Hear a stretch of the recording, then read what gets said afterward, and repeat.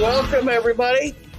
Keith Engle here. Waited a few seconds to try to get my little max headroom thing out of the way. I think we fixed our internet issues for the most part. We get a little bit of a stutter here and there, but it could be me. We welcome everybody who's watching us today on TGI Sports Talk, on Let's Talk Sports. If you see us later on, it's on Sideline Sports or somewhere else, welcome. You can certainly catch these shows, and please like and share the page. Go to TGI Sports Talk, go to Let's Talk Sports, like and share the page. Invite your friends, share these shows as well. Hit the bell if you're on YouTube, as Dan Harris likes to say. And we want to send out a quick shout out to Dan, who's still a bit under the weather, still battling the same battle he's been, but we certainly want to send our best wishes to Dan, and hopefully he's doing better today. And I'll be joined by one of our favorite sons here, Drew Ehrlich, in just a second. And we're going to break down basically the trade deadline. We'll start out with a little bit of an overview of why there's a trade deadline, I guess, and what it means to different teams and why they may make moves or not make moves for different reasons, and how teams can still make trades, which just because we've had a deadline does not mean the trading is over. It's hard to get trades made after that, but they certainly do happen. And with that, we'll bring in the aforementioned Drew Ehrlich. Good afternoon, Drew. Good afternoon, Keith. Thanks for having me again. No worries. How are you today? Is everything going well? Hopefully we don't get hit with a storm and, we get power outages or internet outages or something. So I guess power we could don't have easily happen today. Yep. Yes, it could. I was watching the radar here a little while ago, and there's some stuff heading this way, I think, from the west. So we'll see how that goes. As long as the internet stays up, we'll be good. But if we go away, we go away. God's will. I was talking a little bit about the process, so we're going to go through the trades division by division, see who we think was a winner or loser, and how it'll affect their remaining part of their season. But as far as the trade deadline itself, I mean, everybody obviously has got their reasons. They're trying to improve their team, obviously, is the reason number one that we think about. They may be trying to shed payroll. But from your standpoint, other than the obvious reasons, let's talk a little bit about why teams will make trades or not make trades. Sure. Well, again, the two most obvious is they've got a free agent coming up, and for whatever reason feel they're not going to sign them, so they want to see what value they can get. And as you said, to reduce team salary, avoid the luxury tax or cut down on their luxury tax. Those are the obvious ones. Or the Cohen tax in some. The Cohen tax. That's a biggie. Obviously, to strengthen any weakness that they feel is on the team. If they don't hit left-handers well, they need some right-handed bats, those kinds of things. But some of the stuff, and there's a domino effect here, is there's a 26-man roster, the active roster that's up there with the team, and there's a 40-man roster where they get to protect both their 26 and another 14 in their minors to avoid getting them in the Rule 5 draft. So what'll happen is sometimes they'll make trades, especially if they know some trades are coming in and they want to get somebody. They need to clear out space on the 40-man roster. So sometimes you'll see trades and you'll go, what the hell were they thinking when they did this? They're not getting value, and the value for them is that they're clearing a spot now that they can put somebody on. So it's not always obvious when you just look at a trade and say, oh, this is a one-sided trade. You don't always know what's going on. It could be they want to bring up a prospect and they need room on the 26, so they're going to replace someone from there, then get a minor leaguer to replace them down in the minors, because they don't want to unbalance their minor league team, particularly AAA, which they then use to help out when there's injuries. So there's a bunch of reasons that may not be obvious for why they do a trade. No, and the fans, obviously, they're watching just to see what their team brings in and sends away, and they don't really dive into the particulars. I mean, we just want to know whether we got better or whether we got worse, right? Did we wave the white flag like the Mets did? But the Mets did a good job. We'll get into all of that as we go forward. I mean, there's different ways to win at the trade deadline for sure, depending on what your objectives are, as you just mentioned. So, yep.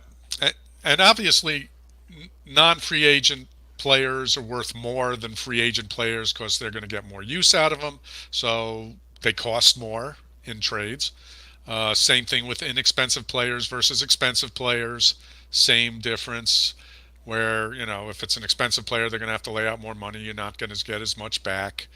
Another thing to keep in mind, and we'll get into this with some of the teams, is players that are traded in season cannot get qualifying offers, which means Right. that their new teams will not get a draft pick if they don't re-sign that player at the end of the year. So this could account for why, and we'll get into this, why some people weren't traded because they figured that the draft pick they'd get would be better than anything someone was offering. So that enters into play. The other thing which we may bring up is prospect rankings. There are two sets. There's the overriding major league top 100 of the best, and then there's each team has its own top 30 rankings. So when we say that somebody was number 16, it's in their team rankings, and that'll give you some idea of the quality of what they Right. traded away or got. Right. And again, So, this is mostly, when we talk about trades and the trade deadline, we almost always talk about prospects today. There's very few, and there's a handful of major league roster players being traded for major league roster players. We get a few, but mostly we're getting prospects, and they're called prospects for a reason because I read an article not too long ago, and I wish I could have found it to chat about a little bit today, but over the last 10 years, the really big trades that have happened, the prospect pool doesn't turn out to be much at all. So it's more purging the guy off your roster, and if you're not going to resign him, you take a shot at prospects. But they're called prospects for a reason. There's no sure things of any of these. Even as we talk about these, when some of these teams we think did well in the prospect pool, because teams may have to replenish their minor league system, right? That's what a lot of these teams are trying to do at this point in time. yep. Sometimes it works, and sometimes, often, it does not. So, but Well, that being said, some of the prospects have histories. If they're at the upper levels, then they've proven why they are ranked where they are ranked. Again, as you say, doesn't mean that once they get the major leagues, which is way faster than anything else they experience, um, that they'll pan out. But if they've got some history and they're now up at AAA or AA, we've seen how they did in the lower. There's some justification for why they're ranked with an expectation of some sort of success right. in the Okay. future.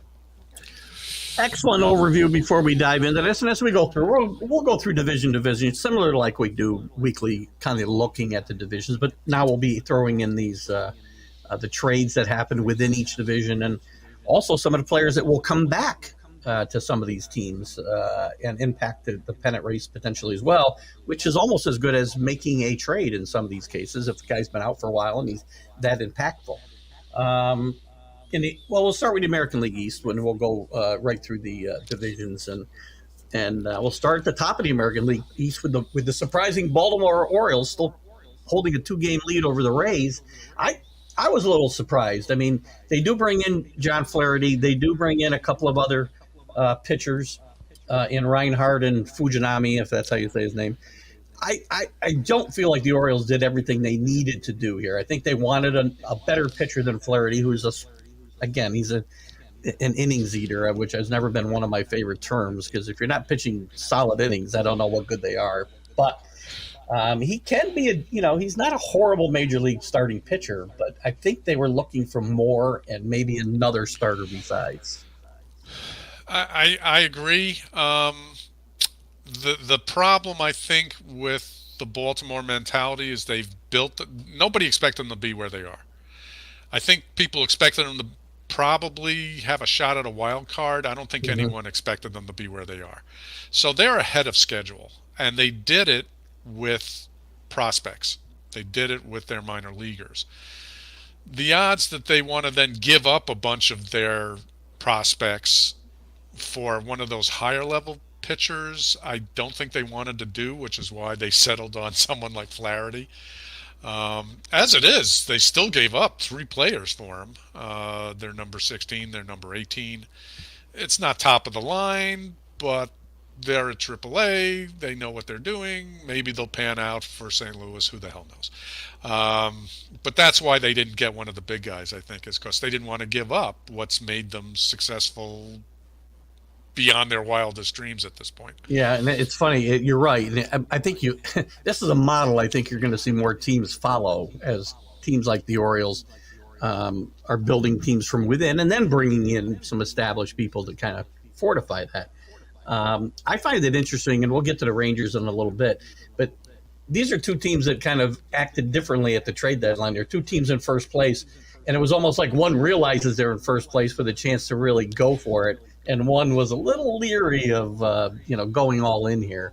The Rangers obviously being the team that did go all in, so we'll talk more about them as well. Yep. I don't think I do think the Orioles are in this to stay this race. I mean, getting Flaherty will help them, and the other two guys will provide some depth on that staff. And I don't think they had to overpay. I think for anything that they did bring in, so I don't think in the long term it hurts them. I think this team's in a race to stay. Yeah, yeah, I agree. I mean, again, they're number 16 and they're number 18 out of their top 30. They didn't Right. touch their top 15. Um, That's they're always a going to plus. keep growing. Yeah. Yep. We didn't talk about it too at the top. I mean, we're talking about the trade deadline. Their trades can happen between now and the end of the season, anytime. Well, I guess the non or the waiver deadline is still September 1st, if I'm not mistaken. Um, I guess you could make trades after that, but guys can't be on the postseason roster.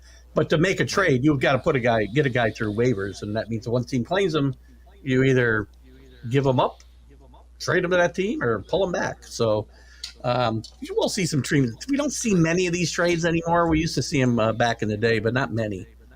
Back in the day when the trade deadline was much earlier, June 15th, I think we saw more of these. So Yep. moving on to the second place race, I like what the Rays did here.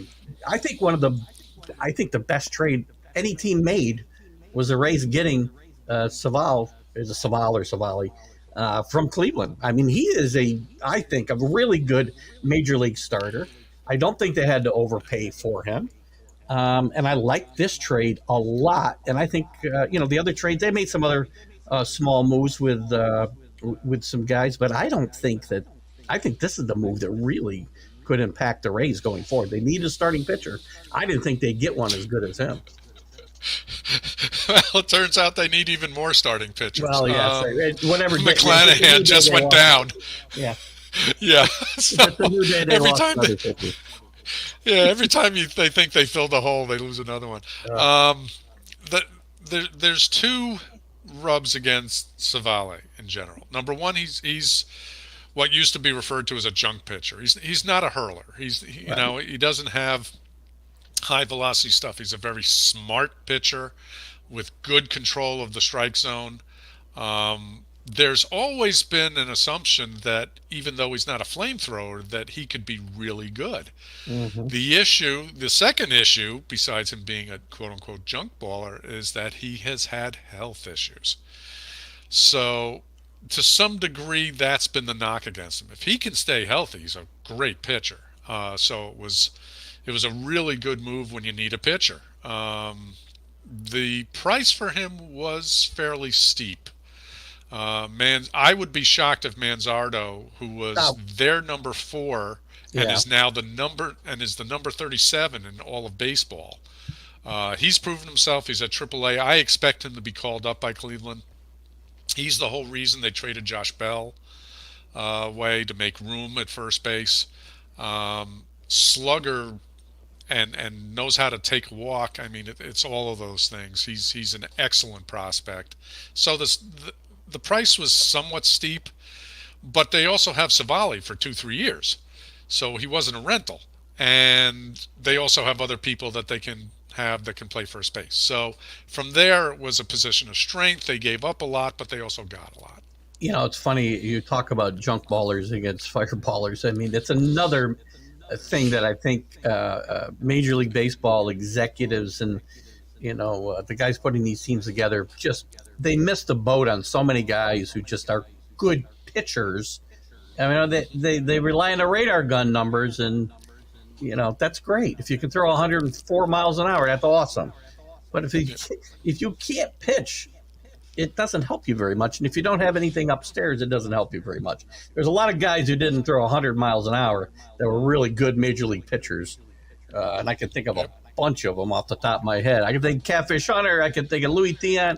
Of course, I got to go back to the '70s to do this, but even since then, Mike Mussina, how hard did he throw? I mean, it's not like these guys didn't have good fastballs, but they didn't light up radar guns, and they were just smart pitchers. Yep. And You they know, balanced their pitches. They'd use their fastball, but if your off-speed stuff drops 10, 15 miles an hour off of it, that's where you get the strikeouts because they're expecting your right, fastball, and right, it doesn't have to be that good. and it doesn't. It One other, doesn't. go ahead. Sorry, and it doesn't lend to long careers because if you don't learn to pitch, when you lose that velocity, you lose all the edge that you have. Very few guys are like Nolan Ryan who are power pitchers their entire career. Tom Seaver is a Right. great example. Again, I keep going back in time to do these things, but Tom Seaver is a perfect example. I mean, he had nothing near his top fastball the last 10 years of his career, but he was a pitcher, and he was almost as good later in his career as he was in the beginning because he learned to pitch. And You that's know? always they'll tell you there's a distinction between a pitcher and a thrower. Yeah, And pitchers pitch. They study, they know what they want to throw, they know where they want to throw it. Throwers just throw and say, see if you can beat me. And that's the difference. One other trade I though interrupted you on something there, so if you remember your yeah, thought. one other trade I want to bring up, which I think is under the radar. Um, Tampa Bay traded a minor leaguer named Josh Robertson. He's, I think, 27. He's Hmm. not even in their top 30. Hmm. And they got two players back and international bonus pool money for that international draft.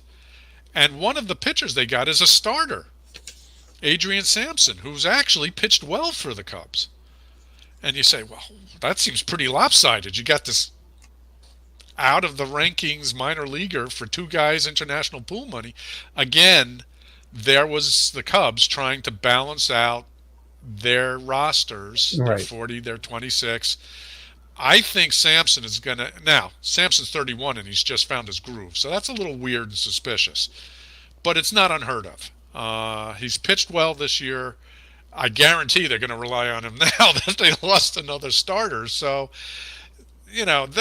that's not one to be overlooked. I think they're going to need both Savali and Sampson to pitch with all their injuries. Well, Some of those pitchers are coming back. yeah, yeah. Well, hopefully McClanahan will, but who knows with these? I mean, pitchers today, it's there's a plethora of injuries, and again, that's a whole other conversation that I won't let my head explode over today.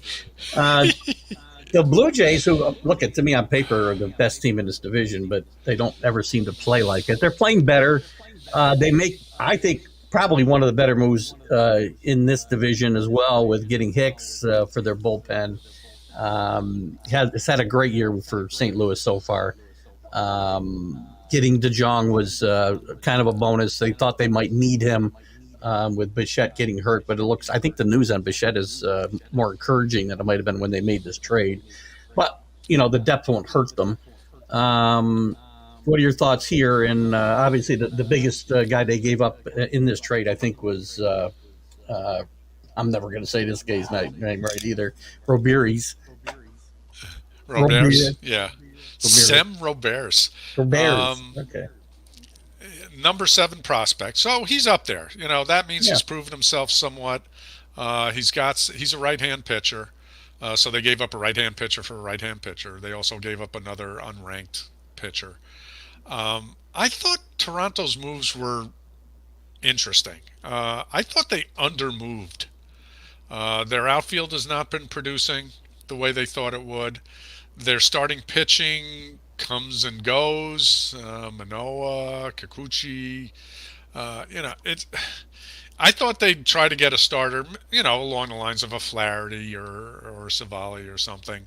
Um, they ended up strengthening their bullpen with Genesis Cabrera from the Cards and Hicks later on in a separate trade, when their bullpen was their biggest strength of the team already. Right. I mean, granted, they just lost Romano temporarily. It's not anything serious, but they're losing him for 15 days. So in that regard, it's a good move. Uh, Ironically, Hicks didn't even close. They had Swanson close their Yeah. last game, Yeah. which tells you how deep they are. And I'm like, okay, it's a good arm, but you really didn't need more relievers. You needed some help in other places. Well, it might matter in the come playoff time. Should they be there? There's no guarantee any of these teams. Well, teams at the top. The Blue Jays have gotten themselves in a decent position in the wild card race, but I think it's still going to be quite a battle for those all three positions probably in the American League. As far as the bats go, I mean, speaking to the Blue Jays and to all of these trades, there were not a lot of quality bats that were moved, and I think it's because it's a seller's market, and they were just asking too much for these guys. And there were some bats that got traded, but not a lot of really high quality ones. No, no, I agree A with you few, entirely. a few, guys that'll go under the radar. But the Red Sox, who couldn't decide what they wanted to do, they make a couple of interesting moves in trading Kiko Hernandez, who is not, he seems like he's been around forever, back to the Dodgers. And look at they acquired a couple of right-handed pitchers, relief pitchers, I believe, and I would say a backup infielder. So I don't think the Red Sox know whether they're in this race or not. I don't think they are.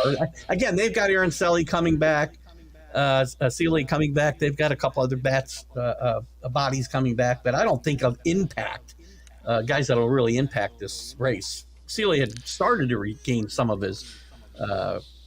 I'm saying his name wrong too. I'm just really bad today. Who, Chris Sale? Chris Sale, thank you. Um, I had another guy in my head that I was thinking of. Chris Sale is, again, he started to regain some of his previous. What's the word I'm looking for? Qualities, if you will. Quality, I guess. I mean, he started off really bad this year, and he was starting to really pitch better when he got hurt. But I don't think he's a guy who's going to have a huge impact on this race. I think the Red Sox, while not waving the white flag, I think know that they're not as good as maybe the record even says they are. Yeah, I think we've had a couple of teams that there's still a couple of teams that went in that I'm like, okay, you guys really think that you've got a chance and you really don't, but Mm-hmm. hats off to you for going into the trade market because you think you do. And then there are others that just said, you know what, we're in it officially if you look at the wild card standings, but even if we did, we're not going to go very far. Essentially, they got rid of, you know, Kiki Hernandez, who's a utility player in the infield, and then they ended up making another trade for Luis Urias, who also is the same thing. Right. And I'm like, okay, whatever. I don't get it. You added a couple of minor league pitchers. You gave up a minor league pitcher. None of them are top quality. It was almost like making moves for the sake of making moves. Yeah. It doesn't do anything. Well, one team that did make moves for the sake of making moves was the Yankees. I mean, Middleton's probably the most impactful guy they brought in, and he's not, making my heart go pitter patter. I was a little surprised. In a way, I'm glad they didn't go all in. If they were going to do anything, listen, I might have gone the way the Mets went and done something with Stanton's contract and eaten some money, gotten them off this roster to help them next year and beyond. Just one guy to talk about in particular. But, Boone and Cashman, to me, if they don't make the playoffs, I don't know that either one of these guys will be here next year, which is so I'm a little surprised they didn't look for an impact bat. Obviously, they got one back, a huge one in Judge. But we touched on this before with Rizzo's struggles, and now we know one of the reasons Rizzo's been struggling. And I don't know whether he didn't tell the team about his symptoms, if he was telling people in the organization what he was dealing with, I think somebody's going to lose their job over that, because sending that guy out there night after night with those types of symptoms, it's not just going to hurt his performance, it's putting him at risk on the field. So I don't know what the situation is here. We'll probably hear more about it, but I'm not sure that the Yankees are going to make any kind of run here. They do get Cortez back, who's another guy who could have some impact, but I don't think the starting pitching's deep enough. Clark Schmidt pitched okay last night, but he's not setting the world on fire. And if let's even assume Cortez is good when he comes back and healthy, and Schmidt continues to progress a little bit, you still only got 3 starters. You've got to put 2 more guys out there, and the other guys are like throwing gas on a fire, for crying out loud. You don't think Severino's 7 ERA is worth? You know what? I think Sevy would have been a trade candidate if he'd pitched anywhere decently well his last couple of times out. But he just got torched even as worse than he was before. He's the worst pitcher in baseball right now. He said he feels like the worst pitcher in baseball. He is the worst pitcher in baseball. So and don't forget, Bader's still going to be a free agent at the end anyway. So I'm a little surprised. So now you're going to have another hole. Yeah, I'm a fan, but listen, I learned last year, and the Yankees think this still. I think they can trade for these guys, and all they'll resign because we're the Yankees. But they found out with Benintendi that isn't going to be accurate.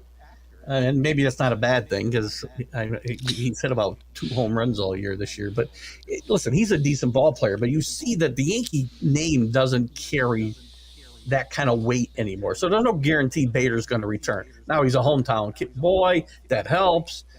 But he's going to go where he gets the most money. It's that simple. And he can't stay healthy besides. So I was a little surprised they didn't move him as well.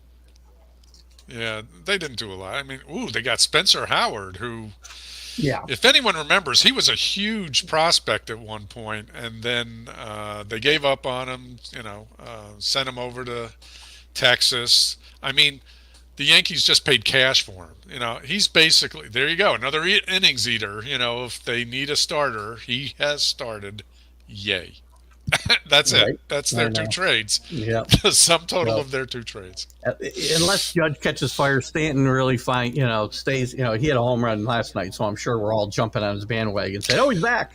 He's back for 2 days and then go to sleep for a week or 3 weeks." I'm not confident this team's going to make a run here. And apparently neither are they. More on that. Probably neither are they. More on that to come. Moving to the Central. Pick it up a little bit here. The Twins, who are certainly well in the race here. It's them and the Guardians. The Tigers can think they're in this, but they aren't. Both teams made some interesting moves. We already talked about Savali. Minnesota, the only trade they make was a pitcher for a pitcher, and Lopez, the guy who was one of their big acquisitions last year from the Orioles. The Orioles are smart moving that guy out, I guess, apparently. Trading him to the Marlins. So not a lot of. If I'm a Twin, I don't think the team's got a lot of confidence in this team. Well, again, you're dealing with a 500 team, so I mean, yeah, it might be a division winner, but it's a 500 team. Essentially, this is what goes down as one of those trades that we call change of scenery trades. Yeah. It's 2 guys with really good stuff that are not showing they have really good stuff. And the assumption is if they move out and get out of their heads and everything, they'll both do well on both teams. And that's all they did. Essentially, Minnesota did nothing. Their bullpen tends to be one of the strongest ones, although it's been imploding lately. This doesn't help them. It doesn't hurt them. I was surprised by their inactivity. This is one of those things I looked at as, here's a team that knows they're going to be in the playoffs or probably assumes they will be, but won't go far anyway. Why do anything? Yeah, good point. I mean, anybody's going to continue to roll Joey Gallo out there every day is going to probably struggle no matter what. So. And the Indians, previously Noah Syndergaard for Rosario is. I don't know what either one of these teams are thinking, but I mean, Rosario was going to be a free agent. He's Yep. underperformed this year. Blah blah blah. I can't help but think that they could have gotten more than Noah Syndergaard for him. The Dodgers got a great farm system. Get one of their lower prospects, and it's going to be better than Syndergaard. I don't understand that at all. No, I didn't. And then they bring in Juan Segura from the Marlins in the Bell trade, and then release him. Yeah, that's one of the and there's one of those examples we talked about at the top of the show where you make a trade and they traded Josh Bell, who's underperforming at first base. They're going to make room for Manzardo, no question. Yeah, right. And in order to get someone of decent quality, which was Khalil Watson, their number 11 from Miami, you had to unburden Miami. The price you pay for a decent prospect is to take someone they're trying desperately to get rid of, which was Jean Segura. And they got him, and they said, "Great, welcome aboard. See ya." And as soon as they got him, they released him. Essentially, it was really a Khalil Watson for Josh Bell trade. And they gave Miami some relief. I agree with that, and I think Cleveland is probably I think these trades were made with next year and the year after in mind, not this year, because I don't. Another team, if they were to win this division, they still got some talent in that team. They played very well and played very well in the playoffs, but I don't think this team is going to go very far if they do win this division. So. Yeah, same exact thing as the Twins. We may get there, but why destroy our system for it? Right. I would say definitely the Cleveland are winners in this going forward. Not winners now, winners down the line for sure. Yeah. With what they could bring back in prospects. Detroit, not a lot of movement. They did get Michael Lorenz, who's a potential free agent, over to Philadelphia and get a decent prospect back. And they were not able to move Rodriguez because Rodriguez refused to go to LA. I don't know what this guy's thinking about. He got a chance to go someplace, win a World Series, and then have a big contract afterwards. I don't know what he's thinking about. He's a Midwest, East Coast guy. He's very adamant about it, that he doesn't want to be on the West Coast away from his family. I get that. Sometimes family's more important.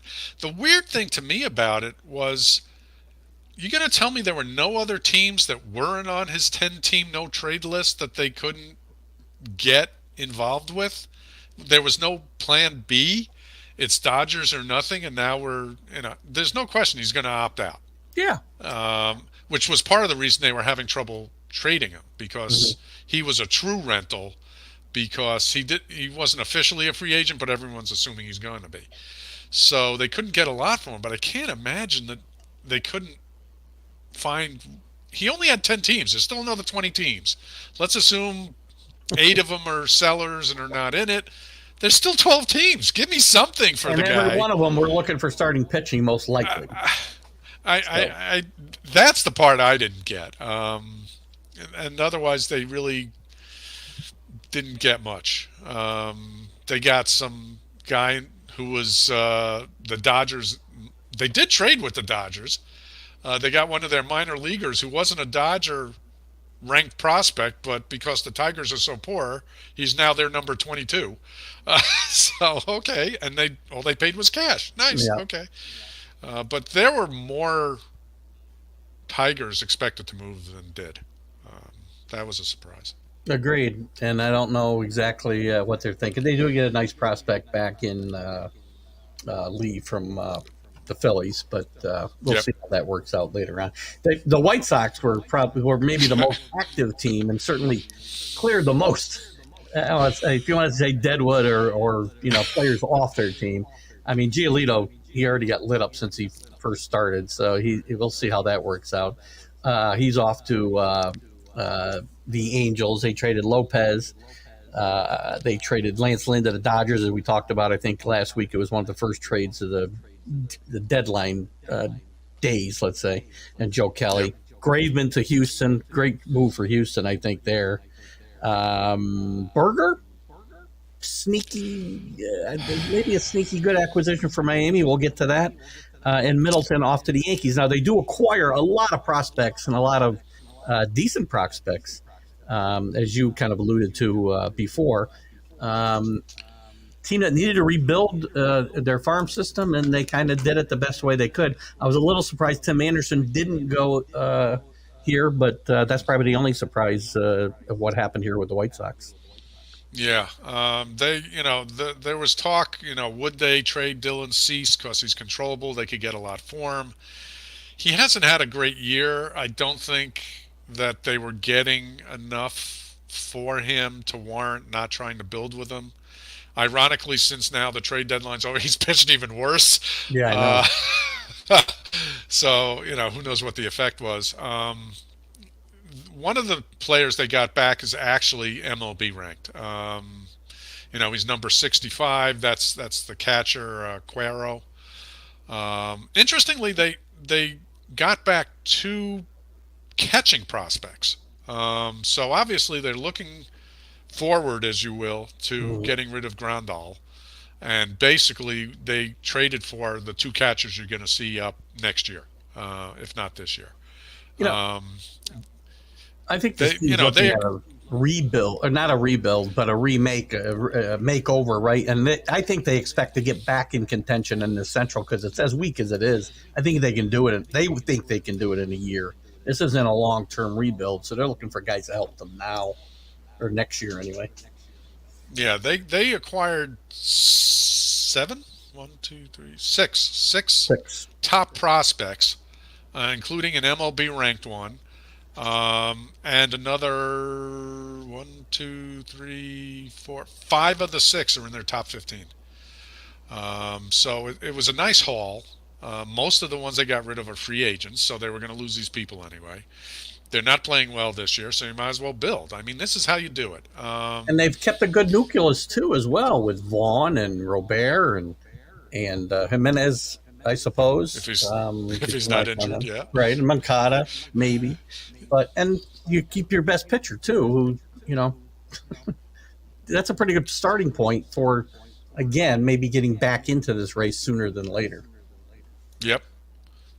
And let's see, 1, 2, 3, 4, 5, 6 of the people they brought back are pitchers. No shocker there. No, which is something they need for sure. Well, they traded them all away. So, yeah, right. Right. Well, other than Giolito, none of them were pitching. Well, Graveman was pitching well. I think it's going to be an interesting trade. What are your thoughts on Berger? He's had a decent year power-wise, not much in the average, but yeah. Well, I was going to wait until we got to. We can do that. We can wait till we get to Miami. Let's wait till we get to Miami. Yeah. Yeah, because they got rid of him here, so obviously they felt that what they would get for him, which was actually the Marlins' number 4 and a starting pitcher, was worth it. And they still have Moncada, who plays third. So I mean, they saw enough of Berger to say, yeah, he can help us, but we can get more for him than he's providing us. We'll leave it at that. Agreed. So the Royals, who, by the way, have caught fire since the deadline started, I guess, if you will. I mean, they won 6 in a row, I think, if I'm not mistaken, right? 7 out of 10. How ironic. Really screwing up my my hope that 2 teams would lose 120 games or more. They were active as well, but to be honest with you, I think this is one of the teams that did the worst as far as what they got in return for what they traded. Yeah, it was some interesting moves. I mean, my personal favorite is the Taylor Hearn saga. A journeyman left-handed pitcher who's pitched like crap.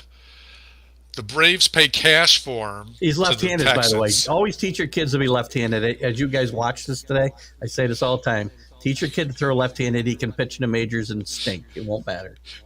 And so the Braves pay cash to the Rangers for him. And then they turn around and they trade him to the Royals for Nicky Lopez, who's a backup infielder, excellent fielder, actually, not a great hitter. And you just look, and this is who Kansas City really wanted. They wanted Taylor Hearn, and you're like, I'm not getting this. They did bring back 2 prospects. They didn't trade any, so I guess. But you also lost Barlow. You lost Chapman, who's going to be a free agent. You lost Yarbrough. We'll get to the Dodgers. That was the best they Mm-hmm. could settle for. Mm-hmm. I mean, they got a couple of prospects. It was a lot of movement for nothing. But Great. they're winning, so give them credit. They're winning. So maybe I, they knew what they were doing all along. I don't know. I Uh, think their players are just happy they weren't traded, so they're playing well now. yeah, that's probably way too much time spent on the Central anyway, I suppose. Because let's get to an Yep. interesting division where a lot of things went on and teams are going for it here. The Texas Astro race was already looking good. I think it's shaping up to be even more fun now that you got Scherzer going on one, you got Verlander going to the other one. The Rangers very active. Already had Chapman in hand. They went out and got Scherzer and Montgomery for the starting pitching. They got Stratton, who's a reliable arm, I think, for that bullpen. They get Austin Hedges, who's a really good defensive catcher to back up Heim. He may not play much unless Heim gets hurt, of course. But Heim is hurt. That's why they did it. well, right, but he's not going to give you. He's probably the worst batter in baseball right now. I think Hedges, but that's not what they're Yeah. getting him for. They want that reliability behind the plate. I think this is. I think that. Listen, I said early in the year, and Alan Perales knows this very well. I didn't think this team was capable of doing what they're doing. They proved me wrong. They went through a rough patch. They're all in here with Scherzer. Scherzer had a decent first start. Montgomery's a reliable, 5 or 6 inning guy. You better back him up in the bullpen though, because neither one of these guys is going. Even Scherzer at this point in his career is a 6 inning guy. I think in my mind when he's pitching well. But they back it up with Stratton. They can push Dunning back to the bullpen, which will help them. I think the Rangers did very, very well for themselves here. Yeah, they did. They only gave up 3 ranked prospects. Mm-hmm. One of them, and again, there were a total of 4 major league level prospects, top 100 prospects.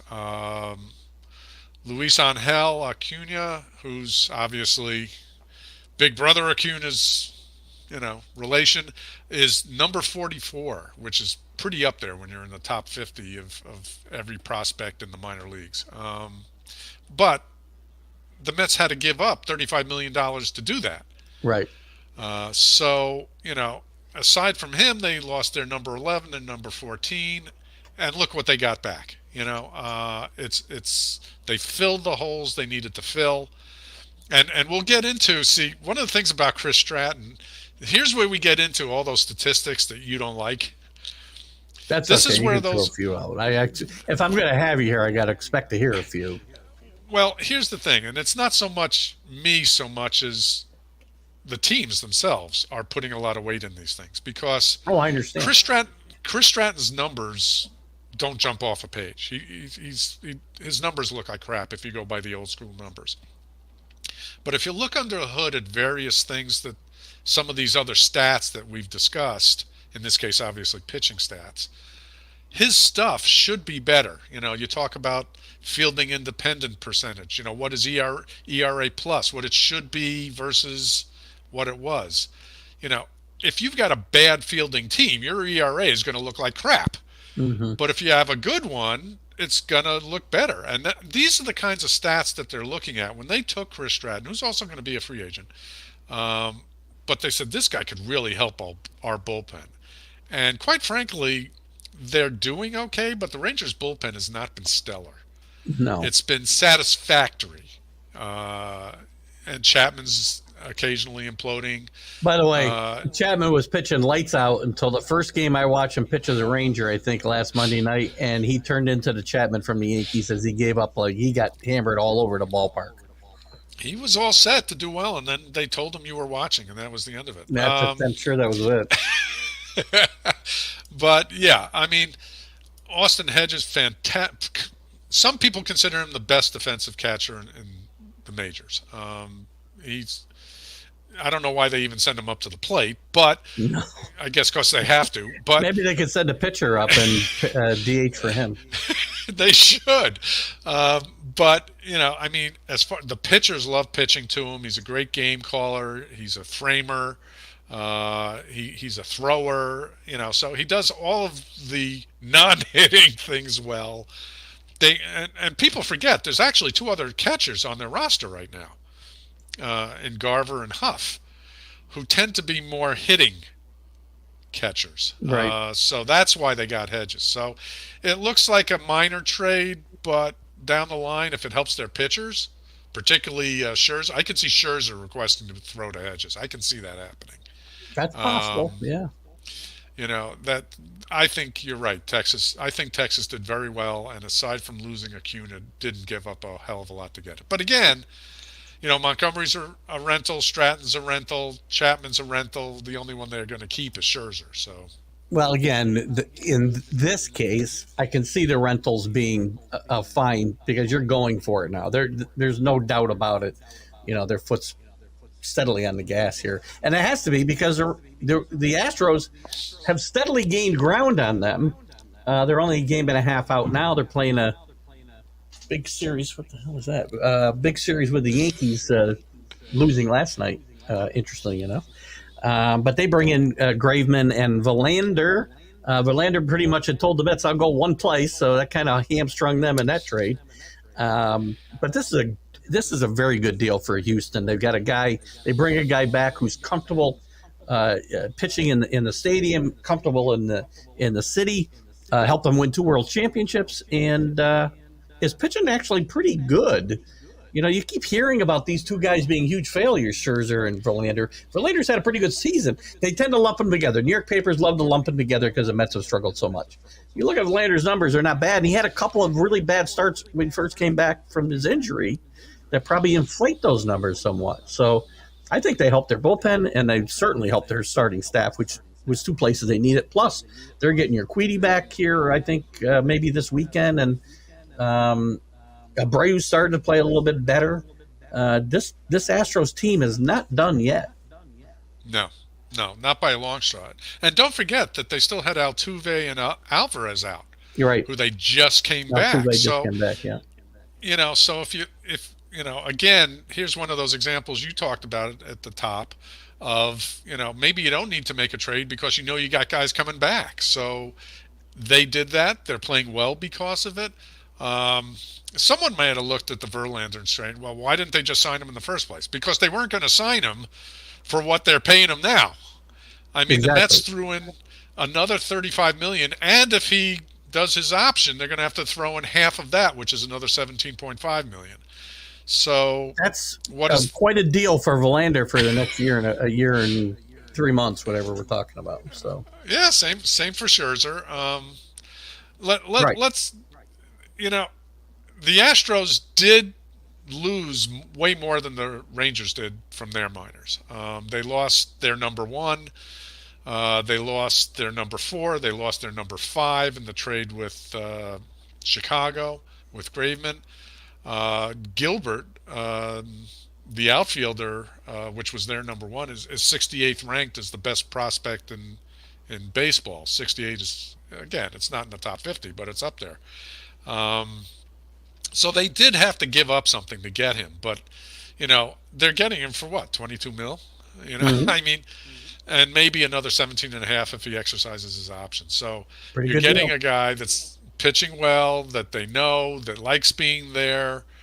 They filled the 2 holes they needed, is what it comes down to. They didn't need to do anything on the offense, and they went out. They made way fewer trades in Texas because they didn't need to make any more. Staying in that division, Seattle made a ton of moves. Kind of buying and selling all at the same time. Nothing I see that really stands out as something that's going to help them.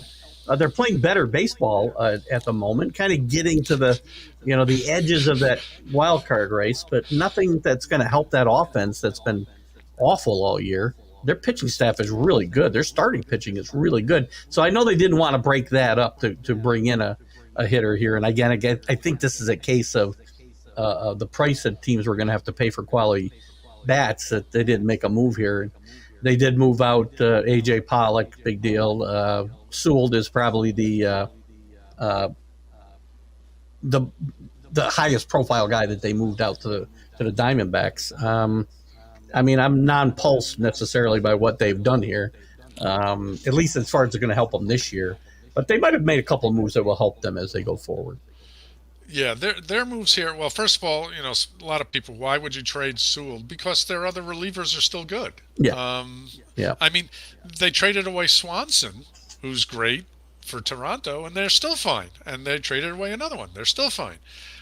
These moves were all about reconfiguring their 40-man roster and replenishing their minors. yeah, They got back two ranked prospects that they didn't have before. They didn't trade away any prospects that were ranked. So this is just helping to replenish the pipeline. Um, Here's an example. One of my favorite ones they did with the Mets, where they traded Trevor Gott and Chris right, Flexen, right. and they got an unranked left-handed pitcher from the Mets. Nothing great, all for the purpose essentially of getting Flexen off their roster, Yep. who the Mets released. Another Segura move. As soon as the Mets got him, they released him. So here's a team saying, "Yeah, we'll help you out. We'll take your guy. We'll eat his salary. Uh, Give us somebody decent. God is better than mucking him that they got for him." But it was basically all of Seattle's moves were to replenish their minors and reconfigure what they look like. Had Yeah. nothing to do pretty much with the major league team. And the A's, not a lot to chat about here. I mean, they traded Jace Peterson to Arizona. They traded Maul and Fujinami. I mean, I don't see any of those guys having any impact anywhere. Nor You will have any to of the have, guys come back. yeah, you have to have something to trade for Right. something, and they didn't. They the one trade they did, they traded Maul, and they got a team's 28th pick, who is now the A's 22nd number two, Right. which means that someone who wasn't that good a prospect for one team is now a slightly better prospect for the A's. Trading That's cities. it. Trading cities is still the biggest thing on the A's agenda here, apparently. So, Yeah, yeah. moving on to the National League, we're going to go really long today. That's okay. Um, Eh. because I got nothing better to do anyway.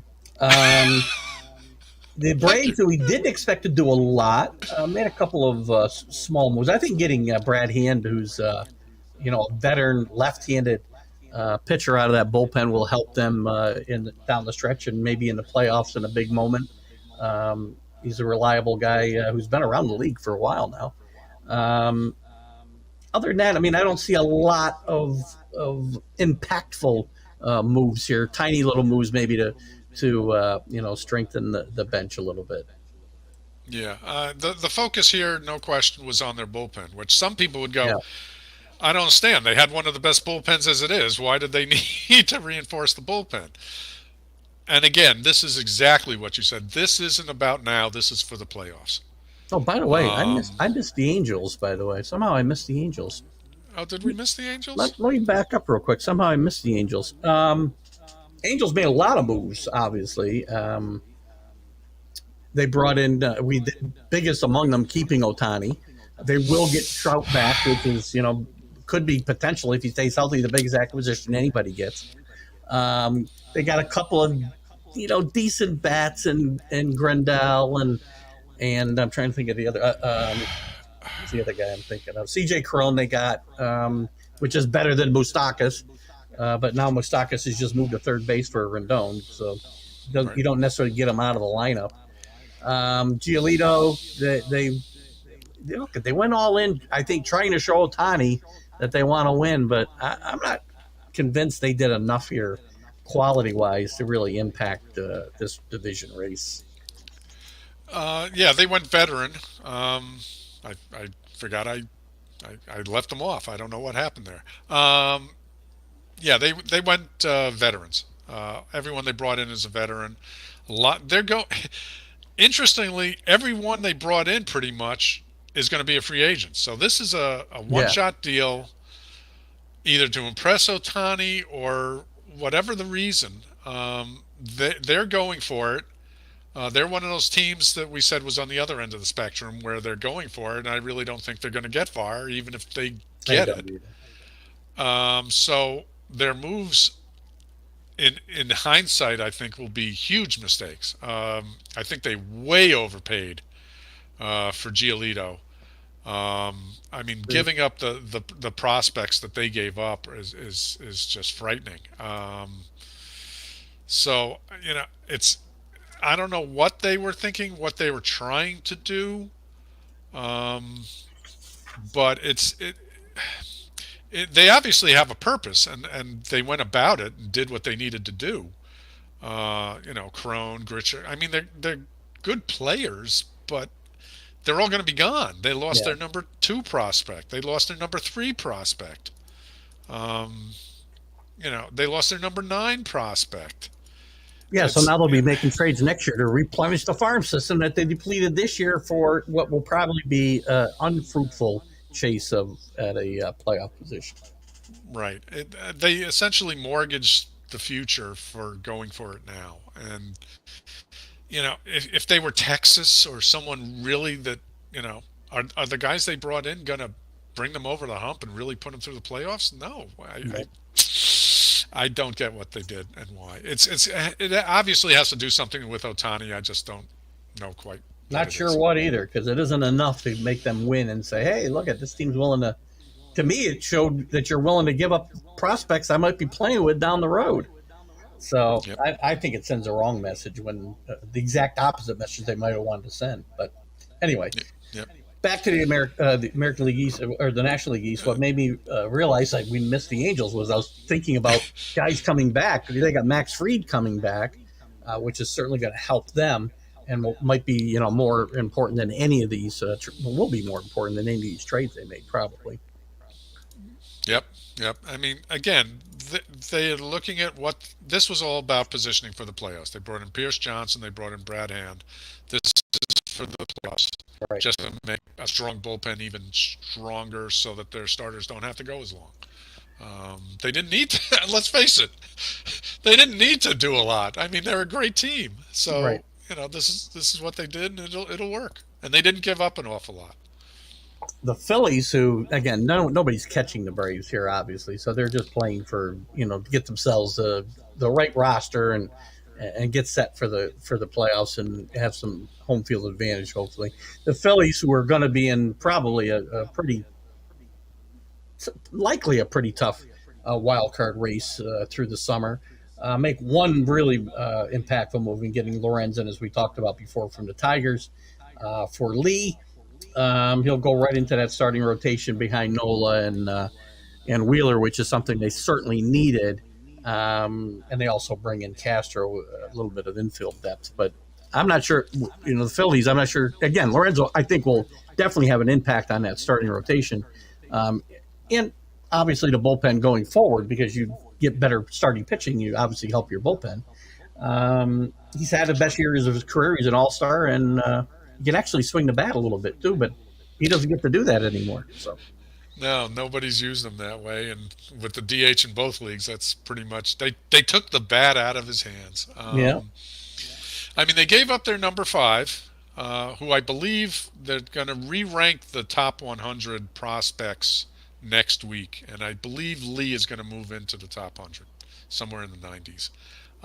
So he was their number five prospect. But he's infielder, right. and Stott has played well. Baum has played well.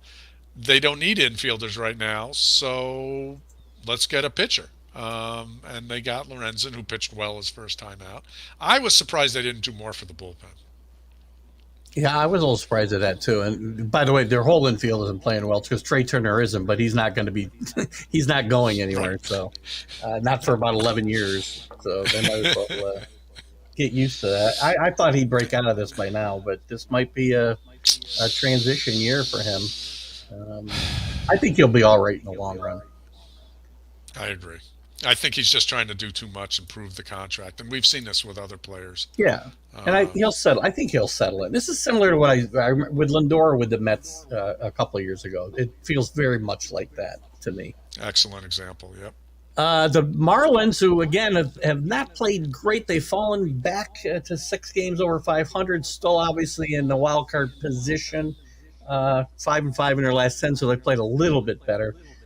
They make some interesting moves. David Robertson, I think, was a very good move coming from the Mets. Helps uh, shore up that bullpen, gives them a veteran at at the end of games. Berger, interesting acquisition, low batting average with some pop. And I think Bell, who's a professional hitter, I think he's going to definitely help this team. We talked about Garrett Cooper last week and how that he was not helping this team. It'll be interesting to see whether Bell and Berger improve that offense a little bit, which I think it's going to be hard not to. I mean, the offense was not playing well other than Arias, as we said, for the most part. But they've also got some guys coming back who, if Jazz Chisholm can play to his potential, would be a huge acquisition for this team. He'll be coming back soon if he's not back already. He is back. Is he back? Yeah. So yeah, he's not doing well, but he's back. No, and again, this kid's got a lot of potential, but he just is not settled in yet. Moving him from positions, it probably has set him back a little bit. But it's possible that he gets hot for a couple of months and helps his team, though, too. He could. So some of these trades were interesting. As we talked about, Garrett Cooper is out, and Bell is in. Josh Bell is in at first. Yeah, that's supposed to be an improvement. It's interesting that one team's bad first baseman is an improvement for another, and we'll get to that when we get to the West. They got Ryan Weathers, starting pitcher, as if Miami needed more starting pitchers.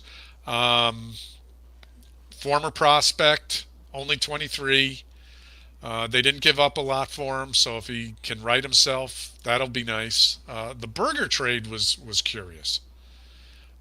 He is literally the anti-Marlin. They like on-base percentage. Exactly. They like plate discipline. They like defense. Berger's a terrible fielder. Mm-hmm. About the only thing. He is essentially Joey Gallo. Yeah, he walks actually. So yeah, he's Joey Gallo with a bad batting average, and although Gallo's a great fielder, so compared to Gallo, he's Arias with the batting average for Gallo. Yeah, I mean he's and they gave up their number 4. They essentially said, "Look, we have hitters, we don't have power hitters." Right. And that's why they brought Berger on. It was an interesting move. Personally, I think they got fleeced on the Robertson trade. Really? Who'd they give up? They gave up 2 top 30 ranked Vargas rookies. And Hernandez, yeah. One of which became the Mets' number 9 rookie, which says something maybe more about the Mets than about Miami. But again, Robertson is a rental. So that seems like a fairly steep price to pay for a rental, 2 ranked players. And not a team that's really going to contend for a World Series title. I mean, they might make the playoffs, which would be a big deal for this Miami team, who's always trying to build some fandom there. That they never seem to draw there like you would think they might. And maybe that's what this is about, showing the fans that they're willing to try to do things to make the playoffs.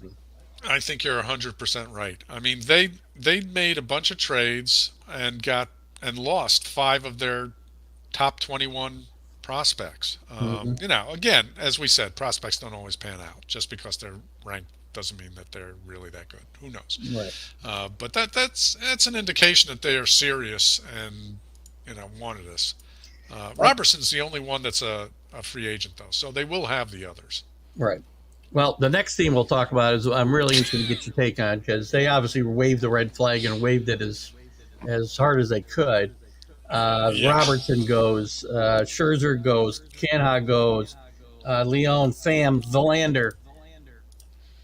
Yes, they're waving the red flag, but I got to believe I think the Mets did very well here in restocking their own farm system, which was not depleted. And we'll get to this as well.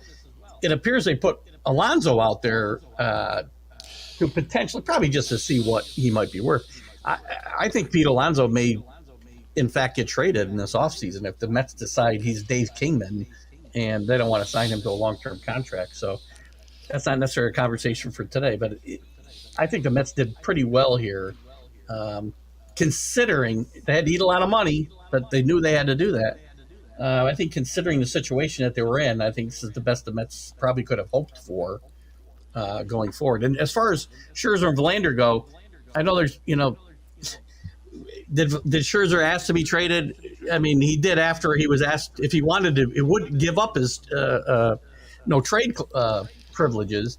And when he asked Cullen whether he was going to be all in for next year, he said probably not. So that's when he said, "Get me out of here. I'm fine." So I find that Yeah. interesting as well. Well, that was a domino because as soon as Scherzer went, then Verlander wanted to go out too because Yeah. obviously they're not. Because Well, he both of asked the them same had question. What's the direction here? Are we going to try to win a World Series next year? The answer is no. These guys are 40 years old. They can't wait around forever, right? exactly, and they both had options for the next year. So it wasn't that they were going to be free agents. This was exactly what you say it was. I'm not going to the World Series. I Yeah. don't have that many years left. I'm out of here. What can you do for me? Yeah. And one of the people are, oh my God, why are the Mets paying all this money? Because then you don't get anything back. It's one of those classes we said, Mm-hmm. free agents versus non-free agents, expensive versus non-expensive. You want to get something of value back, you're going to have. They essentially decided, and this is what Epler said, is we're going to use Steve Cohen's financial resources differently. So instead of paying these huge free agents, you're essentially using it to buy prospects, which is what they did. They've got 8 ranked prospects back from all of their trades.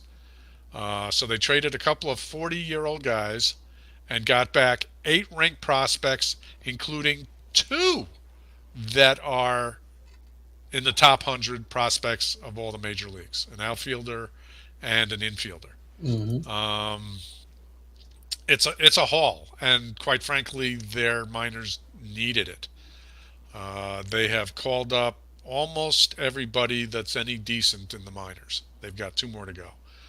We'll After see that, them they're this pretty. summer, I think. Yeah, and that was part of the move. A lot of these teams, not just the Mets, by the way, a lot of these teams that are out of it that were sellers, Chicago's going to do the same thing. You're going to see them bringing up a lot of these prospects saying, Yeah. what have we got? What are the holes? Are they going to fill a hole? Are they going to create a hole? What do we need to do for next year?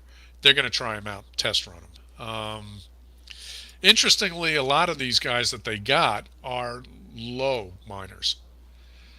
So they're not going to get the relief they need, which is why they were talking about 24 not being a contending year. You'll see a couple of these guys show up in 24. You're not going to see most of them.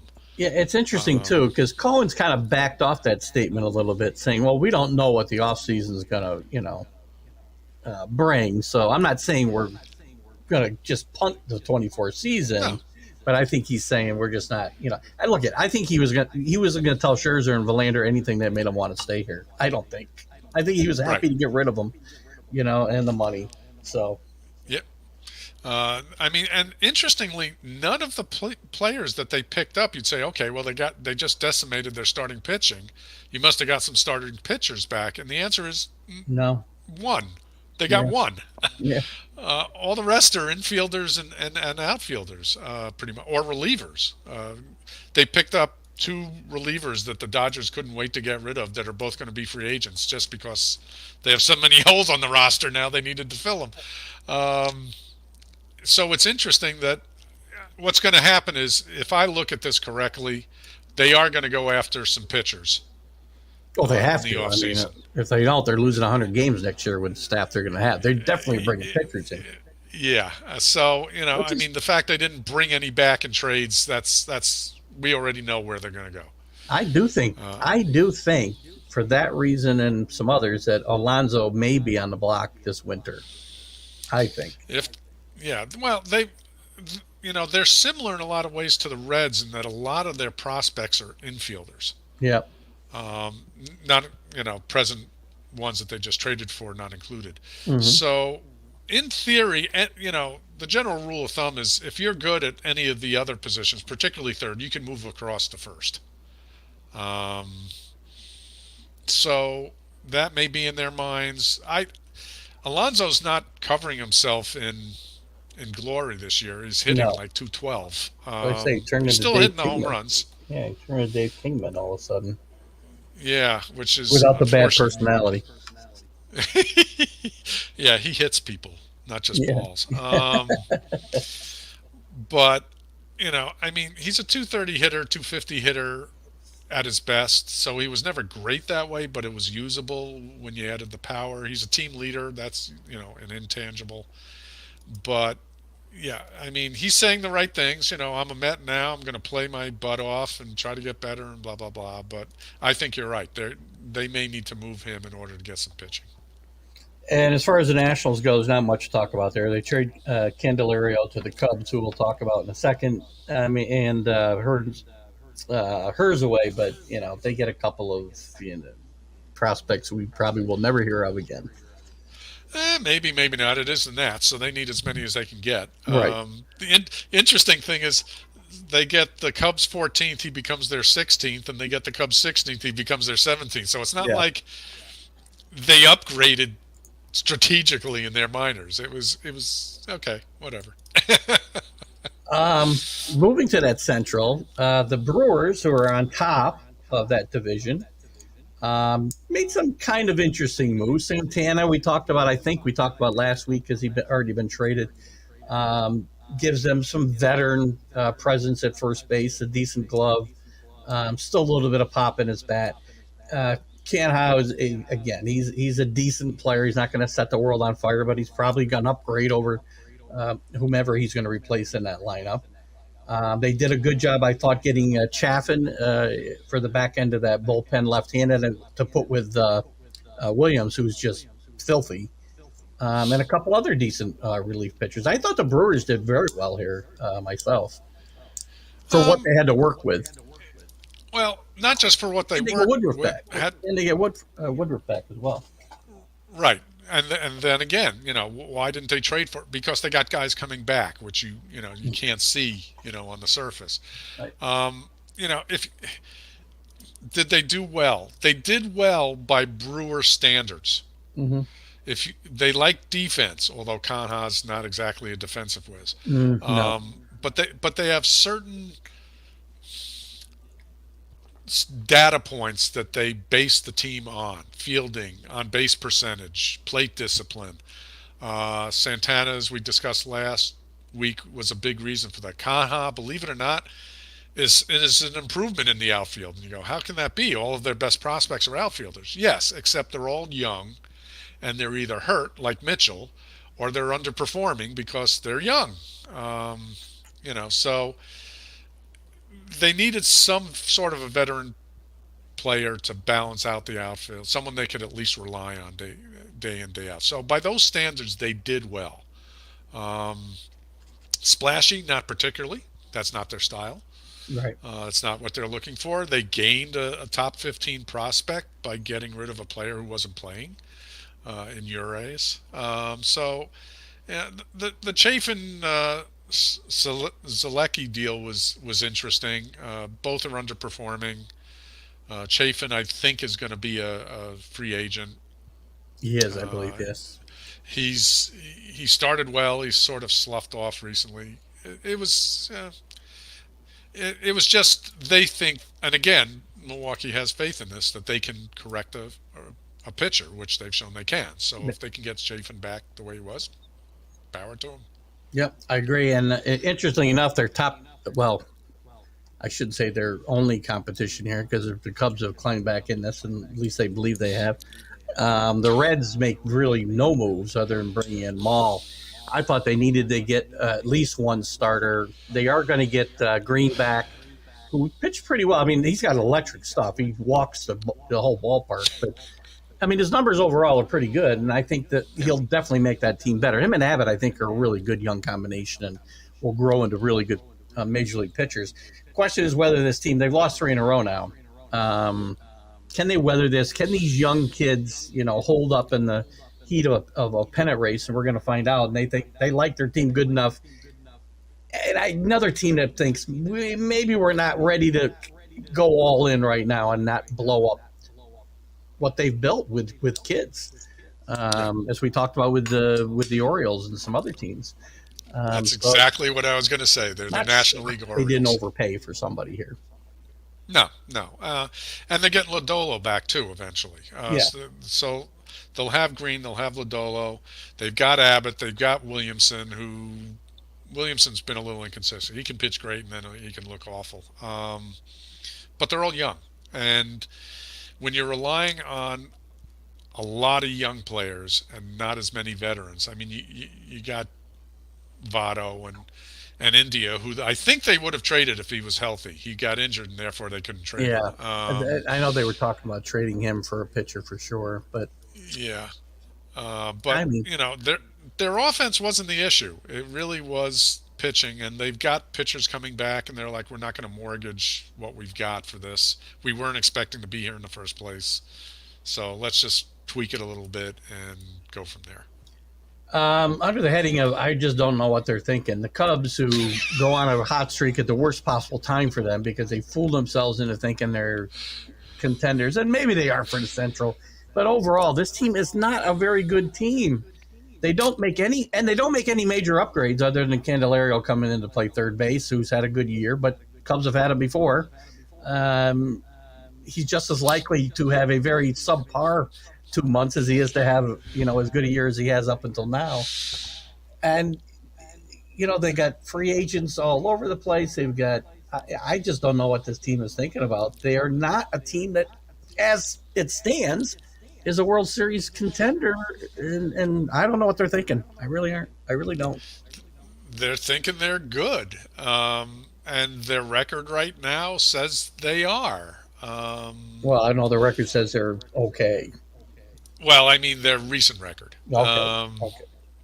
And they were going to be sellers, and now wait a minute, our team is gelling. We're gonna, these are the National League Angels. Similar moves, getting a free agent, giving up a lot to get a free agent, and he's doing well for him. I mean, he went 4 for 4 on his first day, so Yeah. power to him. No, that's good. But I think they're just fooling themselves, same as the Angels. And we certainly agree there.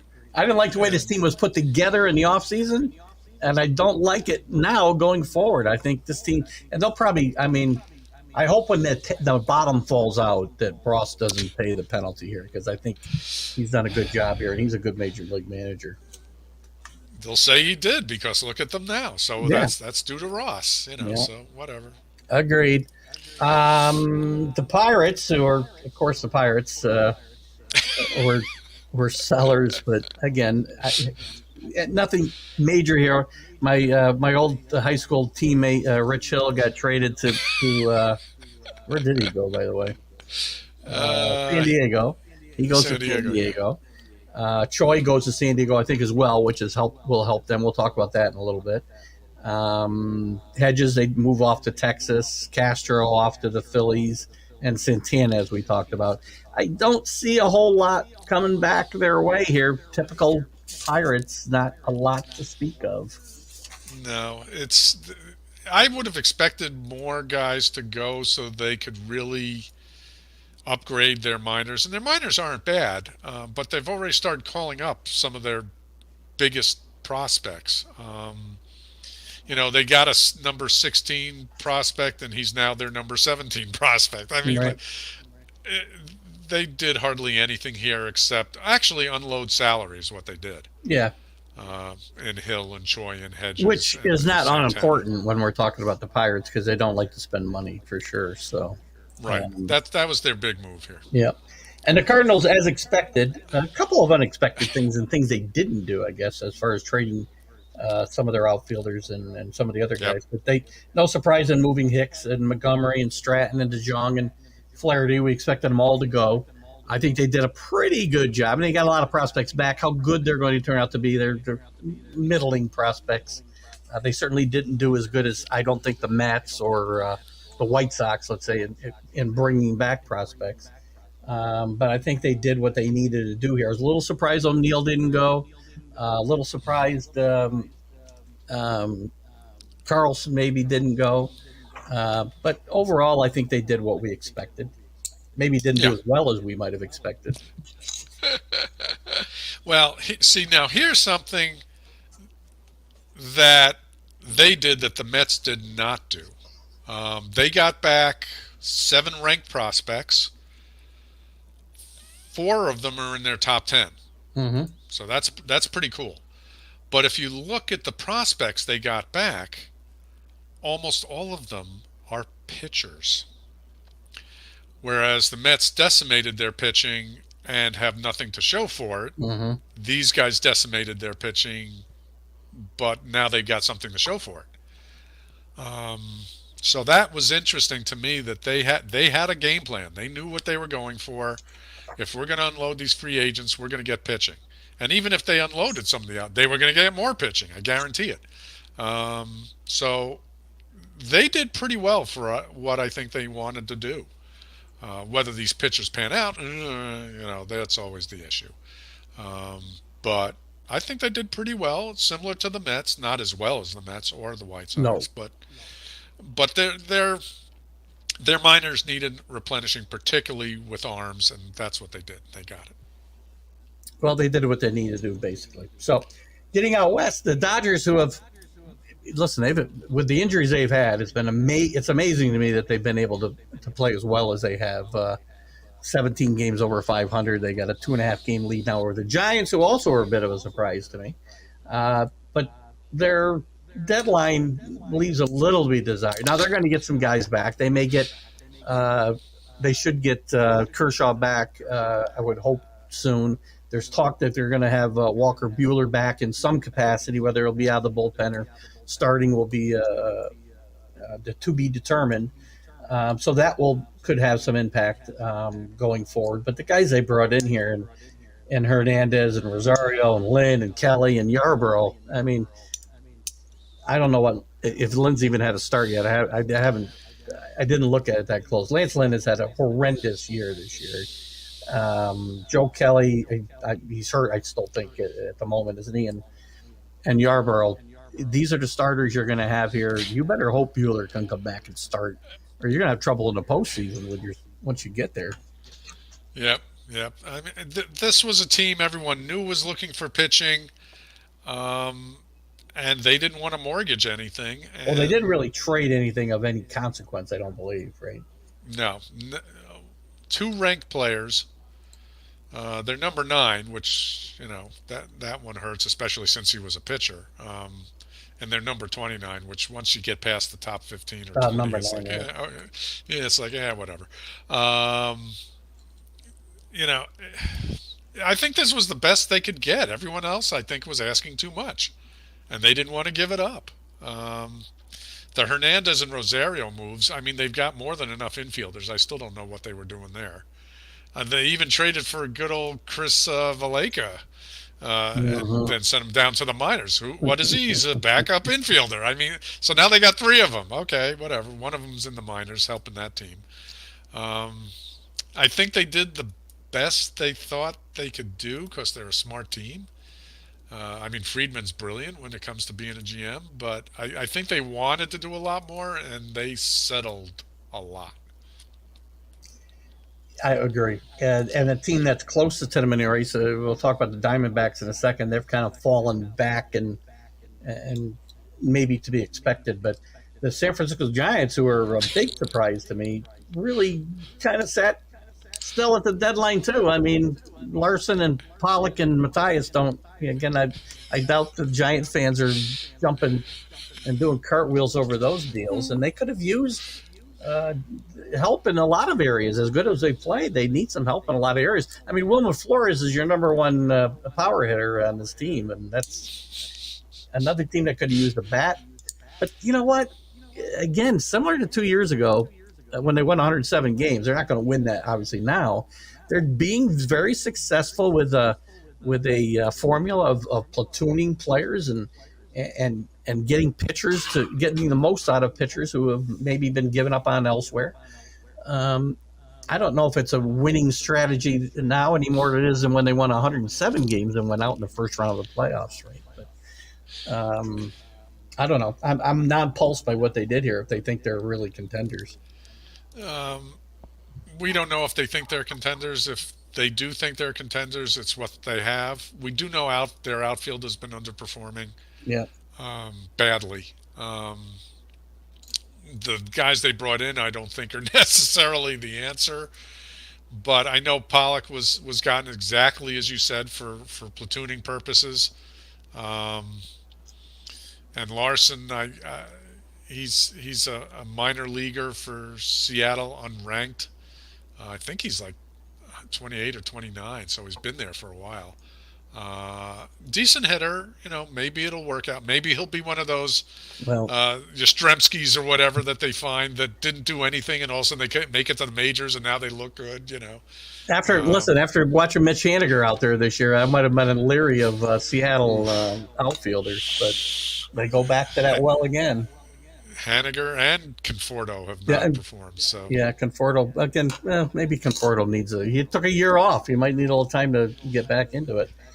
yeah, We talked about the Diamondbacks, who have been a big surprise this year, and have really kind of really. I shouldn't say they've taken a step back. They've taken a couple of steps back here recently, and maybe to be expected. They make some moves, nothing that really is going to help them in their starting rotation where they really kind of need it. They do get a nice player who's had a good year for the Mets, and Tommy Pham, if he can stay healthy. He's been one of their better, more consistent hitters. But I'm not getting excited about Jace Peterson. Maybe Sewell will help them in the bullpen, but I just this is a team I think that again built with their farm system. I think they weren't willing to go all in right now because they think they're a year away. yep. I mean, Sewell was the big name.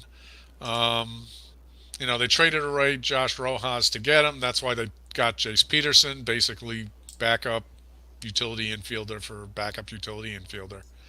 Um, their bullpen did need help, so Sewell Mm-hmm. was a good pickup. Mm-hmm. Uh, Streleski, I never can say this right. These Polish names. Zalecki. For Chafin, they have more control. They're about equal Yeah. in value. Pham, I thought they got really inexpensively. Yeah. I think that mainly was because Pham had been injured recently, so I think they didn't need to give up a lot to get him. Um, their outfield has, believe it or not, their young outfield has underperformed, much like the Brewers. So they wanted a veteran presence in there, just like Brewers brought in Conhaas, same exact thing. Mm-hmm. Sewell was the big name here. And again, another team that didn't expect to be up there finds themselves sort of up there, said, we're not going to mortgage the future. Let's see what we can do this year with what we got. And those are the moves they made. The bullpen was a weak spot, so that actually was a good move. The Padres, who have sneakily kind of pulled within 4 games of a wild card. I mean, look at again a team on paper that looks like they should be better. They did not, and it was curious. We didn't know what they were going to do here at the trade deadline. They bring in Gamble, Cooper, nothing to get excited about there. Sean Reynolds is a prospect. Rich Hill, who again graduated a year behind me in high school. For those who don't remember. Troy, who may help at first base a little bit, and Scott Barlow, who will help that bullpen. He hasn't had a great year this year necessarily, but he's a good arm, I think, out of that bullpen. Look at, I'm not sure what to expect out of this team going forward. They could very easily. They're not going to win the division, but if they find a way in the playoffs, this team could be dangerous in the playoffs. It's just a matter of whether they can get there. And do they have the right team chemistry to actually make a run here? I've said that all along, that chemistry was going to be what held this team back. It's not talent, because the talent's there. What do Yep. you see? I mean, everyone was expecting them to move on from their free agents, and they Yeah. got some big name free agents. And if you want, we can throw Soto in there. They got one more year control of Soto, who they could have traded for huge return. The key here, actually, believe it or not, is Choi. People have liked his numbers. Here's where we get into those hitting numbers that you don't like to discuss. Those stats. All of his stats say Oh, I if love you to discuss them. I just, put a lot of faith in some of them. Some of them are okay. Yeah, he's one of those stat guys that people say, if you give him the shot. And again, they've totally redone first base at this point. And they view Garrett Cooper and Heman Choi as upgrades which tells you how bad first base was. Right. Uh, so, and essentially they'll platoon for each other is what the goal is. Sort of what they were thinking about doing with Carpenter and what's his face, the old guy they released, the old power hitter. I don't know why his name's escaping me right now. Um. The other DH that Nelson they Cruz. brought on with Nelson Cruz. Thank you. Yeah. I don't know why I couldn't come up with him. Great guy, but he's past it. Yeah, he's done. These two essentially replace those two. I mean, Carpenter's still with him, but So they said, we have a little bit of a weak spot at first. Let's see what we can do with it. We know our bullpen needs help. What did they give up? Not much. I mean, they gave up their number 10 to get Barlow, so that's nothing. That's not nothing, but Weathers, they got enough pitching. They figure Weathers was expendable. Again, this is one of those, we're sort of in it. Let's see if we can improve a whole. We're not going to go all in. Let's see what happens. I do not think. Are they playing Choi at first base or Cronenworth? I mean, the depth chart, they've still got Cronenworth listed at first base and Choi at DH, which I don't understand because I think he's a better defensive player than Cronenworth. At first base, he is. Cronenworth is actually good in the middle infield. I like Cronenworth when he's playing off the bench and playing everywhere. That's his strength, and I think being an everyday player he's not one of those. I think he's been overextended, and they may feel the same way. They definitely want more production from first base, so that's what this move, that and Barlow for the bullpen. I don't think they're going to make the playoffs. I think what they're doing now is, again, as we saw with other teams, relief, like the Royals. Hey, I didn't get traded. Okay, great. Okay, right, now I feel better. It's temporary. I don't think they're going to do much. And Colorado, unlike other years, it actually did sell. They didn't sell a ton, but they sold some good players. And C.J. Cron, who's done well. Whether he'll play well outside of Colorado is a different question. Randall Grichuk, we talked about. I mean, both decent Major League Baseball players. Hand goes to Atlanta, and Johnson off to Atlanta as well. I mean, they get a few prospects back here. Are there any that are really going to excite the Colorado fans? Vodnik is probably the highest ranked guy, right?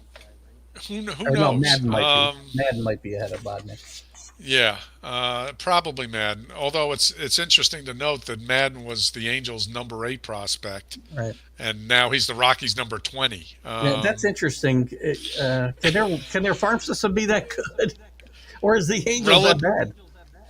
Yes, and you just answered both parts. Yes, right. Relative to the Angels, yes. Right.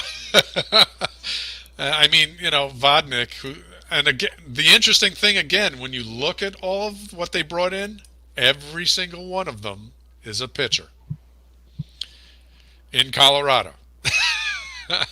So they're still looking for that holy grail of a ground ball pitcher that can keep it in the ballpark and still be around the plate, and that's what all their moves were about. Well, they've only been looking for 30 years. They'll find that guy eventually.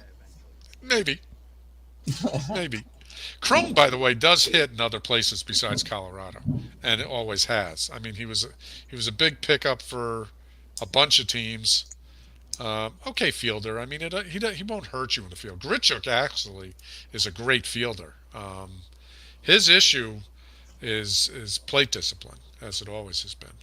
But he has power. He's a great fielder. Yeah, he's not. Another guy came up through the Cardinals system. They just find outfielders everywhere. That team. Yep, and I agree with you. It was surprising they didn't trade any of their outfield depth, but I think they're going to need it for more pitching in the offseason. I think you'll see the moves for the Cardinals then. So, as we wrap it up here, Drew, the biggest winners here, I'm going to say the Astros, Rangers, Rays are kind of my top 3. It's problematic because it depends on how you want to do it. The Rangers made some great moves for what they're trying to do. As far as teams trying to win, I'm going to say they're the biggest winners. Right? For this year, yes. Certainly the Rangers. Tampa Bay's going for it in their own way. I mean, to give up your number 4 prospect, number Yeah. 37 in the majors, that's a big move. To your point, I mean, I would also add the Mets and the White Sox as winners because of they did Exactly. accomplish what they wanted to do. Yes. But as far as for this year, yeah, I'd agree completely with what you said. Dodgers are losers, unfortunately for them. It Dodgers doesn't mean they will won't win. They'll probably still win because they're the Yeah. Dodgers. But yeah, they definitely didn't do what they wanted to do. The Brewers did exactly what they wanted to do, and on paper it doesn't look like a lot, but for the Brewers, that's a lot. And I got to look at as for the future. Or now, of course, is already the toilet, but for the future, I think the Royals were big losers here too. I don't think they accomplished much of anything in what they were doing. They didn't add an awful lot. They got their number 9 prospect for Barlow. It basically was reshuffling the deck chairs on the Titanic. Yeah. It's a lot of movement with nothing to really show for it. I'm going to call the Cubs. And there were a losers. couple of teams. I'll call the Cubs losers too for this year and for the future. Because if they think they're in it for this year, then they should have done something, and if they aren't, then they should have done something else. So It's in the scheme of things with how many free agents they still have yeah, that makes them losers. agreed. But yeah, no, I agree with you completely as to who Did won this anything happen that changes your opinion of where we'll be in the postseason? We talked about it last week. Nothing really changes my opinion. I still have No. the Astros and the Braves in the World Series. I mean, what you've got are teams that were going to probably make it anyway. Angels and, and Cubs notwithstanding. Right. Basically, you had really good teams saying, we're good, we know we're probably going to make it, but we have a couple of holes, let's see what we can do to fill them. Rangers in particular was starting pitching. It doesn't really change who I think is. No one's going to all of a sudden escalate. Oh my God, this wasn't a playoff team. Now they made great moves. They're going to make it. No, Right. this team. Oh, they were on the cusp, and now they're going to make it further in the playoffs. No, it's the same teams. I agree with you.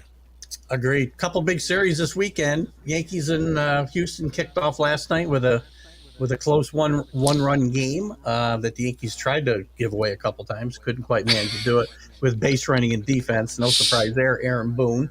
Let's pay attention. Toronto and Boston matching up. Marlins and the Rangers with an interesting matchup. What else is going on that's of interest? Seattle and the Angels, if you want to think these teams are still alive, it's a decent matchup. And then, of course, you got the Dodgers and the Padres. So if the Padres are going to make some hay, this is a good weekend to get started. And I don't believe they play again after this. So Really? this is I could be wrong, but I thought I read that with the this balanced is it. schedule, I do not doubt it for a second. And that's crazy, by the way. Not to start a whole new topic after we've been at it this long, but this balanced schedule. If you're right, and the Padres and Dodgers don't play a divisional series after August 5th, then there's something wrong with the way we're going about this. I mean, I could be wrong. I'll have to check into it when we sign off, but I'm pretty sure that's what I read, that if they're going to do it, they have to do it here. And that's a problem this early still in the season, relatively speaking. I think it's a big series for Padres, though. If they want to continue this momentum, this would be a good momentum builder and continuation for them this weekend. Big series for the Yankees in my mind too. They need to get 3 out of 4 from the Astros, and I'm not sure they can do that. But They need to get 3 out of 4 or 2 out of 3 with everybody they play. yeah, agreed. And Severino's going tonight, so it's probably already 6-0 right now as we speak. Before we even start. So, all right, Drew. Listen, thanks. I know we took a long time today, but listen, we're gonna listen. By the way, we got some. I know you were talking about who sees this and who doesn't. We had some great reception when you take in all the avenues that we. Whoops, it's the wrong music, but we'll listen to it anyway. Okay.